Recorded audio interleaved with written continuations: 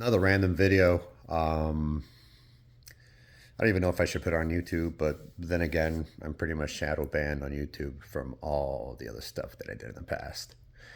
But it's kind of like a running thought um, about someone that I knew, not a friend, but a really good acquaintance that I admired. I met him at my buddy Dave's house, good friend of mine. Known him for a few decades now.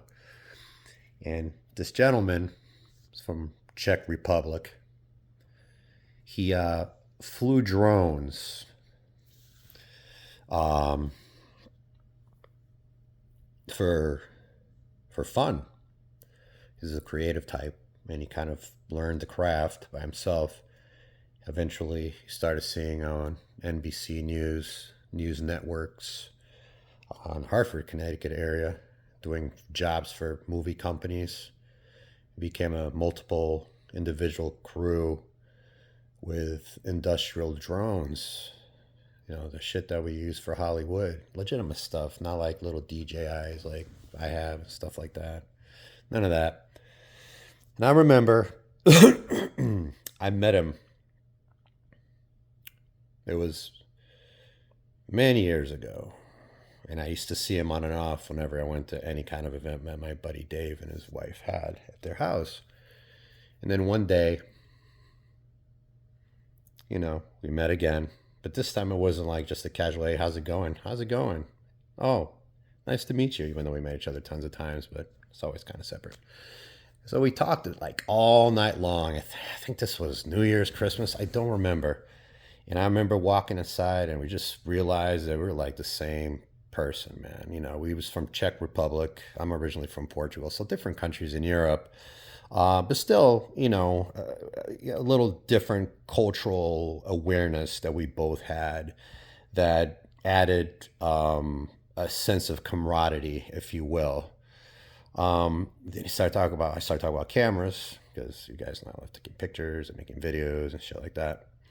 And, we chatted for a long time outside. I remember like little Christmas lights, man. I think we were smoking weed. I don't remember. It was a party. I don't drink, so maybe that's what it was. And a few years ago, when that illness, global illness, hit the stage, and again, YouTube, I can't mention the name of that global illness that, some of us had to get shots for, for whatever reason. And I remember one day, we were friends on Facebook. I remember seeing a lot of posts about him. He went missing. And everyone was updating, how's he doing? How's he doing? And I'm not going to mention his name out of respect. There's circumstances. But I will be sharing this video with friends that knew him. But I remember it was always a moment of hope, but I just knew it, I just knew it, like I've lived with depression on and off. That's why I love cars, guitars, freaking everything, because it gets my head out of myself, distraction. And I just knew it. And then their searches started. And eventually, they found his body. And I remember I would look at his Facebook accounts, and there would be political conversations in there. His particular political views were totally different than mine. That didn't matter, dude. Politics are politics. Like the shit you see separating us, that's by design. Make sure you love everybody regardless of their views. But I remember looking at the comments. I never made a bad comment, but people would put rude comments about his views and his comments, get reactions. Very divisive.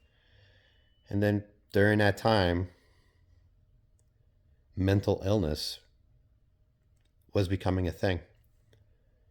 And I think it snapped him. I think that was his breaking point. I think that loneliness, because if you really think about it, his outlet was flying the drones. And he had that case, much like myself or other people that oftentimes deal with depression. But he was always funny, from what I remember. Very charming, very funny, very kind. And that should have been an indication. That should have been an indication. Because oftentimes when you have those moments where you're portraying a certain emotion, it's oftentimes just the opposite of what really is going on inside. It's a coping mechanism, humor, whatever. So I'm not mentioning his name, but I still think about the guy every so often. I wish I was able to become friends with him through the years, because who knows?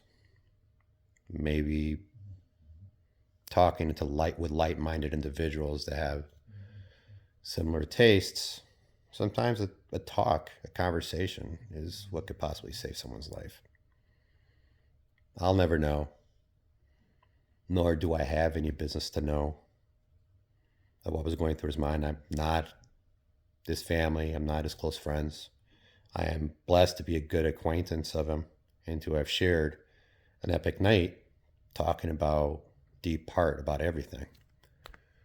So, point of this conversation, there really isn't none. I figured I'd just post it out of respect for the guy, that he's not forgotten, that even strangers still remember him.